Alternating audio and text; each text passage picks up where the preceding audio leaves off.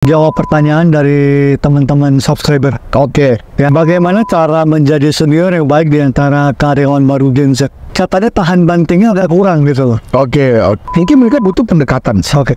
Bukan kayak dulu. Kalau dulu kan karyawan baru masuk, kita suruh A, B, C, D. Kayak dibantai gitu aja. Iya. Nah, ini dari Jeffardo Kevin nih. Nah, ini panjang. Ini agak panjang, tapi intinya itu Om Har sama Desmond belum cerita nih latar belakang atau bisnis dan kegiatan yang sedang dijalankan. Asik dengar ulasannya, mind-blowing banget kok. Kalau boleh minta dibahas tentang memulai usaha setelah pensiun, apakah prospek atau justru malah berisiko? Hai guys, welcome back to channel kami, Hubungan Manusia, dengan gua Desmond, dengan saya Hartono. Kali ini kita jawab pertanyaan dari teman-teman subscriber. Oke. Ya, Ini apa yang tunggu-tunggu kayaknya? ini yang paling ditunggu-tunggu. Dulu udah main banyak nih kali ini. Ada kita Nggak seneng sih jawabnya. kita akan pilih lah. Ini ada 3 pertanyaan, jadi kita jawab 3. Jawab 3. Oke. Enggak, ini banyak sih. Kita langsung start aja nih. Ini pertanyaannya berat nih. Itu bisa jawab lah. Bisa. Nah, ini bagaimana cara menjadi senior yang baik di antara karyawan baru Gen Z? Oke. Ini mungkin Gen Z ini kalau kita banyak dengar orang ataupun kita nonton di YouTube, katanya agak beda nih sama generasi sebelum. Gayanya beda. Jadi agak apa ya? Katanya tahan bantingnya agak kurang gitu loh. Oke. Nah, menurut lo gimana?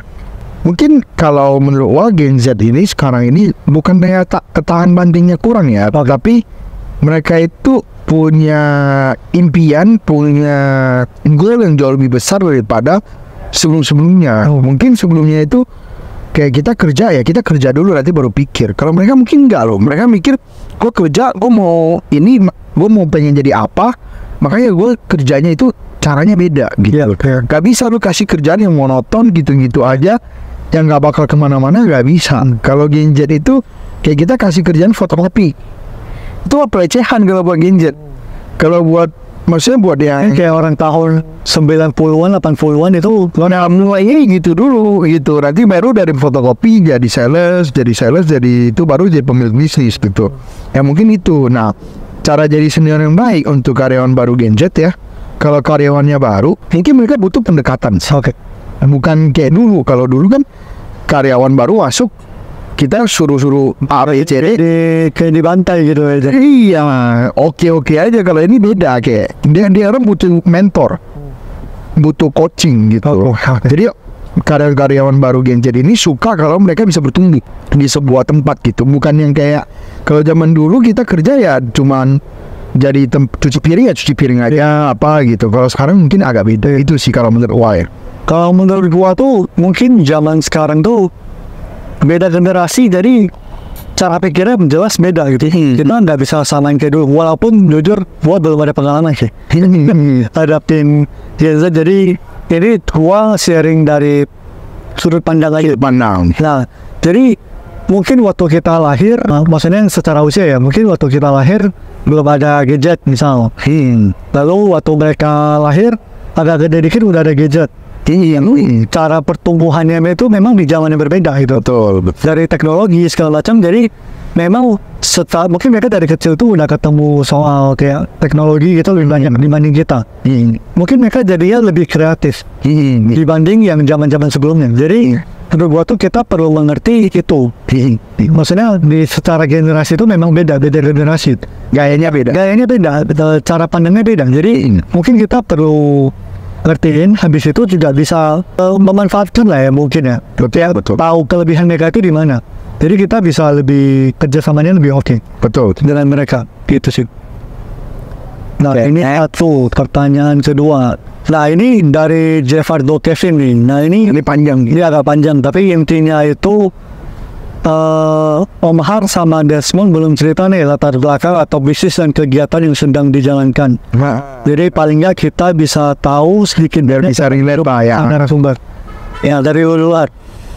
Ya kalau dari dulu sih, gua sih juga coba banyak hal ya. Tapi gua ngomong kesibukan gua sekarang aja lah ya. Selain konten kreator ya pastinya ya. Maksudnya kan kita coba ini kan bersama-sama. Sekarang itu sebenarnya gua itu jual jam tangan. Oke. Oh lagi sibuk-sibuknya jual jam tangan. Tokonya dong Harapan, jadi orang tahu. Oh gak apa-apa lah ya. Kan ini tokonya nih. Ya sebenarnya seneng-seneng aja lihat toko Wah. Cuma mau berpikir kalau bisa jangan sampai orang beli itu buat bantuin Wah. Oke. Pengennya kan yang nonton betul-betul ini aja gitu. Kita bermanfaat aja gitu. Cuman Wah sih jual jam tangan. Jam tangannya itu ya mungkin bangsa 5-15 juta lah ya. Jadi jual by online dan aksesorisnya. Oke. Mulainya ini baru awal tahun ini sih mulainya. Dan bisa dibilang sekarang itu udah lumayan stabil lah ya. Oke. Kalau awal tahun kan kurang gitu ya. Kalau sekarang ya omsetnya ya udah lumayan lah, udah triple digit lah tiap bulan gitu. Cuman keuntungannya ya belum seberapa. Tapi lo juga mengerti dalam bisnis ya wajar. Karena lo kan bukan pertama kali juga bisnis kan. Jadi lo juga tahu gaya bisnisnya itu ya ini masih lama lah untuk menghasilkan, bisa bikin kita kaya masih lama ya. Gitu. Tapi kesibukan utamanya itu jual jam tangan. Jual jam tangan dan perintilannya. Gitu. Nah kalau lu sendiri konten kreator hubungan manusia. Masih bukan utamanya. Ya ini salah satu lah ya. Jadi kesibukannya sih sebenarnya basicnya itu kita di finance sebenarnya. Kita di keuangan. Tapi saat ini selain hubungan manusia, gue juga di marketing di bagian si arsitek dan interior. Jadi ada terjun di situ juga. Nah, kalau mau tahu lebih lanjut bisa lihat di profile IG saya. Ya, betul. Di sono semua. Kalau gue malah gak ada loh di profile IG lo juga gak ada. Kalau tuh gue sendiri ya. Ya, gua ada tunjukin. Nah, lalu kita lanjut. Asik dengar ulasannya, mind-blowing banget kok. Kalau boleh minta dibahas tentang memulai usaha setelah pensiun, apakah prospek atau justru malah berisiko? Ini pendapat Wah ya. Bisnis itu punya banyak jenis. Ada bisnis namanya low risk low return. Ya. Low risk low return slow pace. Maksudnya gini, kayak resikonya rendah, mungkin gak akan langsung bikin lo kaya, dan pace-nya itu rendah. Maksudnya pace itu kecepatan dalam bisnisnya itu rendah. Contoh, buka toko sembako. Jadi kayak buka toko sembako di depan rumah, kita lihat dulu, oh pasarnya ada nih, bisa nih. Kita buka toko sembako, kita asal buka, maksudnya kita asalkan manajemennya oke Pak, itu bisa menghasilkan uang yang sangat banyak juga. Tetapi ya gitu, gak akan bisa langsung melejit gak akan bisa resikonya juga rendah, karena kan toko sembako gak habis ya, lo makan aja barangnya. Maksudnya itu kan lo pakai sehari-hari, atau enggak lu jual lebih murah aja, pasti semua orang beli sama lu gitu. Maksudnya risikonya cenderung rendah.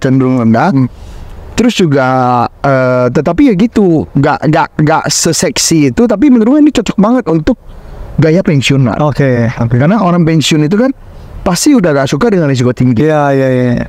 Gitu. Nah itu bagus banget kalau ada yang mau coba itu. Atau enggak jual aqua galon, jual gas yang jelas-jelas gak bakal rugi punya. Kalau di daerah mungkin kayak orang tuh kedai kopi gitu. Iya betul. Lu kedai kopi gak ada modalnya punya, cuma meja sama kursi. Ya, bener. Kalau tempatnya lah ya, kalau punya tempatnya itu salah satu opsi. Betul. Jadi mungkin bisnis-bisnis yang seperti itu yang gua bilang cocok untuk pensiun. Tapi menurut gua kalau misal udah di usia pensiun, sebenarnya tergantung orang juga sih menurut gua. Maksudnya lu tuh di posisi seperti apa? Misal lu tuh udah kumpulin harta banyak banget. Betul. Lu cuma nyari kegiatan, misal kesibukan. Nah itu lain cerita. Betul. Tapi misal kalau lu secara simpanan gak terlalu banyak untuk lu rasa bisa bertahan hidup, harus hati-hati sih. Karena kalau lu jatuh, kesempatan untuk lu bounce back-nya ini gak banyak. Sulit. Betul. Kalau lu udah berumur. Betul. Jadi setelah pensiun itu tuh kan, ya lu harus, menurut gua jangan terlalu kayak anak muda. Betul, ya, resiko lah, manage resiko. Maksudnya secara kalau memang dana yang kita punya ini gak terlalu banyak gitu. Tapi kalau punya banyak sih ya gak masalah. Ajar aja, lu mau apa tes aja. Gitu. Nah, ini dari Deki juga nih. Tadi Deki nanya, ini juga dari Deki. Mau tanya kok, kalau kita berkelimpahan berapa banyak yang bisa kita sisihkan untuk berbagi atau berdana agar tidak malah membebankan bagi hidup kita sendiri? Ya mungkin lo coba jawab dulu ya. Kalau menurut gua berdana berbagi itu rumus pastinya sih gak ada. Oke. Senyamannya kita. Tetapi biasakan ke orang terdekat dulu sih. Oke. Jangan dibiasakan ke orang yang jauh dulu. Maksudnya orang terdekat itu kayak orang tua, adik kakak, Maksudnya kalau mereka sudah berkelimpahan, lokasi juga udah cukup, baru mulai pikirin di luar. Ini pendapat pribadi ya. Maksudnya semua orang kan punya mindset tersendiri gitu ya. Itu satu. Kedua, biasanya perdana itu kalau perlu gak ada yang tahu. Jadi itu akan membantu kita untuk dananya itu tulus. Oke. Karena berdana itu paling susah tulusnya. Bukan jumlahnya mah kita orang rela dana 1 miliar 2 miliar asalkan namanya dipasang. Iya. Gitu. Tapi Agak kurus itu Bapak Hartono. Betul. Namanya 1 miliar. masih gak pernah semua 1 miliar cuma ya ganteng juga gitu alasannya gitu. Tapi bisa gak lah kita kasih 100.000, tapi kalau perlu kita aja sama yang di atas yang tahu. Iya. Jadi gak perlu ada yang tahu. Nah, itu yang paling soal juga. Kalau kita bantu saudara atau bantu siapa, gak perlu ada yang tahu lah kalau misalnya ya, maksudnya itu hal yang simple tapi sulit. Nah, kalau jumlahnya itu senyamannya aja. Iya. Belum pernah dengar ya orang berdana sampai bangkrut, itu sih belum pernah dengar.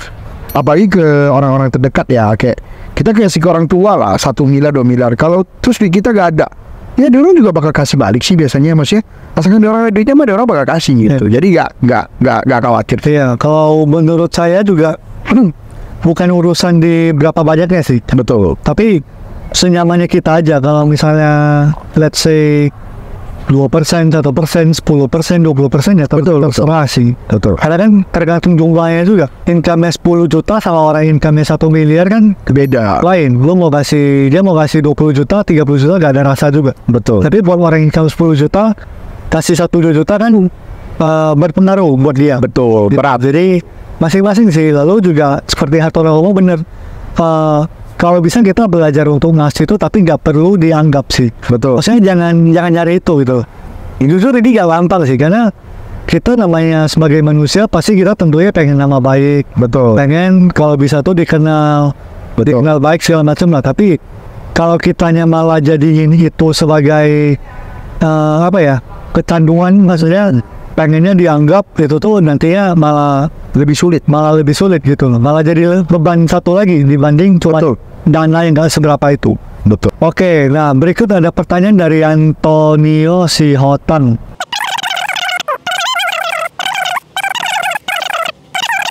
Oke. Berarti teori bahasa Inggris naikin value udah gak relevan dok? Oke. Ya menurut gua tergantung di aspek apa. Maksudnya aspeknya dulu. Tuh, kalau lu sebagai maksudnya artis besar apa segala macem, mungkin kemampuan bahasa Inggris, tapi gue yakin kayak Raffi jago deh bahasa Inggris. Mungkin dia gak ungkapkan doang kali ya, mungkin humble gitu ya. Vlog yang gue pernah lihat sih ya tipikalnya lebih, gua gak bisa, tapi dia kayak berusaha cumanya jadinya lucu. Ya. Dia maksudnya jadinya lebih kotak gitu. Tapi menurut gua ya kalau sebesar sebesar Raffi ya nggak perlu misal sih efek. Tetapi beda ceritanya kalau lu kayak kerja di hotel. Lalu perlu bisa gitu. Maksudnya bahasa Inggris itu sebenarnya ya pasti lebih bagus bisa daripada enggak. Itu ya pasti gitu. Nilai tambah, betul. Tergantung kerjaannya sih ya. Kalau sebenarnya nih lu pebisnis, lu ekspor internasional, terus juga bisa bahasa Inggris, terus mau ngomong apa sama yang bayar ya? Kan lu gampang dibohongin bener. Kayak kita lah beli barang, kita import lah sananya beli barang, kita bahasa lain nggak bisa, Inggris juga nggak bisa, ya kan aneh gitu. Kecuali lu import dari Cina, lu bisa bahasa Cina ya nggak apa-apa, bagus gitu. Tapi kalau lu semua nggak bisa ya susah. Jadi sebenarnya pasti lebih bagus bisa daripada enggak. Cuman kita tergantung konteksnya sih. Ya banyak kok pengusaha besar gak bisa bahasa Inggris, banyak value-nya jauh lebih gede daripada yang bisa. Ya banyak gitu. Tetapi kan kalau sebenarnya kita cuma manusia biasa, ya kenapa enggak kita bisa? Jadi bukan suatu hal yang pasti, tapi kalau bisa ya kenapa enggak? Betul banget itu. Nah, ini pertanyaan dari Aldo. Gimana cara manusia dapat mengatasi ketergantungan dan kecanduan yang merugikan? Lalu kan sering kecanduan hari ini. Iya, juga sering. Gue kalau seandainya nonton Instagram gitu ya, gue juga bisa lupa waktu. Gue main Mobile Legend, gue juga bisa lupa waktu. Tapi kalau cara gue adalah sebenarnya gue pertama menyadari dulu. Itu gak bagus. Jadi kayak Mobile Legends nih, udah vakum setahun ada kali ya, udah gak main. Yalah kira-kira setahun lah gak main. Nah, gimana caranya pas gua lagi males, pasti mau beban, pas lawan gua juga malesin gitu lah ya. Maksudnya pas gua lagi males, gua langsung hapus aplikasinya. Oke. Gitu, karena gua menyadari gua gak akan sehebat pro player. Dan kita sadar diri lah, kita gak sanggup seperti itu, ya udah, karena ini akan habisin waktu kita sangat-sangat banyak. Sangat banyak. Itu satu. Kedua, kalau kayak medsos kan sekarang gua hampir gak bisa lepas. Iya. Karena kan gua kan harus ngecekin gua punya sendiri juga, Kita juga sebagai hubungan manusia, bener gak? Maksudnya kita content creator gak bisa lepas, tapi gue candu medsos juga. Jadi gue selalu gue batasin, Instagram gue itu gue setting 2 jam. Oke. Jadi kalau dia udah 2 jam dia akan force close. Oke. Jadi kalau seandainya udah 2 jam, Maksudnya dalam bisa akumulasi 1 hari. 1 hari 24 jam. Dalam 24 jam kalau udah 2 jam dia akan force close. Itu sih. Jadi intinya kita harus tahu dulu candu kita itu bagus atau jelek. Kalau selama kita anggap itu bagus ya kita gak akan stop. Gitu. Itu satu. Kedua, biasakan tuh ibadah itu diutamakan. Kayak contoh kalau seandainya Muslim mungkin sholat 5 waktu ya. Atau kalau Kristen mungkin apalah Lu apa? saat teduh apa. Nah kalau kita kan kita sendiri kan ada meditasi gitu ya. Itu sangat efektif untuk mengatasi yang seperti itu. Jadi kalau memang udah saatnya ibadah, ya kita ibadah, tinggalin gitu ya, gitu. Biar sisi spiritualnya dikuatkan. Betul. Itu sih. Ya kalau dari sisi candu sih itu. Oke. Kalau lu sendiri, Bos? Tadi gak pernah candu sih soalnya. Gue mau ngapain jadi lupa. Oh kalau gue ini gue baru inget. Kalau gue sosmed. Kan dulu ya biasa lah kita zaman sekarang kan pasti sosmed. Betul. Lumayan sering lah. Kadang kita kayak udah jelas buka swipe. Ya udah lihat udah 20 menit 30 menit berapa lebih gitu. Nah jadi kalau gua itu nggak pernah ada notif. Oke. Jadi notif semua sosmed itu gua matiin. Oh, kecuali WhatsApp ya, kecuali WhatsApp. Kalau Instagram gitu, misalnya ada orang like, ada orang komen, sampai gua buka gua baru tahu. Oh, jadi kalau ada orang nyari gua chat di sosmed, ya kalau pas gua lagi buka gua langsung males. Oke. Tapi kalau gua lagi nggak buka, Ya kan gua nggak tahu ada yang chat. bagus juga sih. Jadi sih sosmed punya notif gua matiin sih. Oke. Ya pada dasarnya sama, lu harus tahu sih, maksudnya lu kalau memang ada ketergantungan atau kecanduan di mana ya lu kurangin ketergantungan ya biar lu tuh nggak berlebihan gitu. Dan satu, jangan bilang lu orangnya kayak gitu. Ya, Dan kalau lu udah bilang lu orangnya kayak gitu, udah selesai, lu gak berubah. gua orangnya memang ya Gue emang harus pengen HP-nya tiap saat ya, susah lah nih. maksudnya secara gak langsung tuh cara pikir lu udah menganggap lu tuh begitu. Lu udah ngeblok kemungkinan buat lu berhenti. Betul, jadi ya lu akan kurang lebih seperti itu. Oke teman-teman, itu kali ini sesi Q&A dari kita.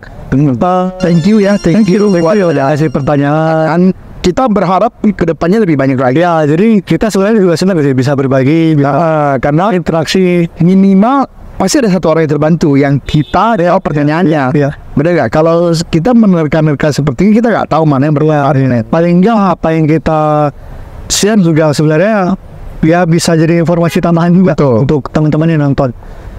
Itu aja dari kita, jangan lupa di like, subscribe, dan di share ke teman kalian yang butuh dengar ini. Atau enggak juga share ke teman kalian juga, disuruh subscribe juga. Betul, buat nama-nama subscriber. Oke, itu dulu dari kita, sampai ketemu di video berikut. Thank you.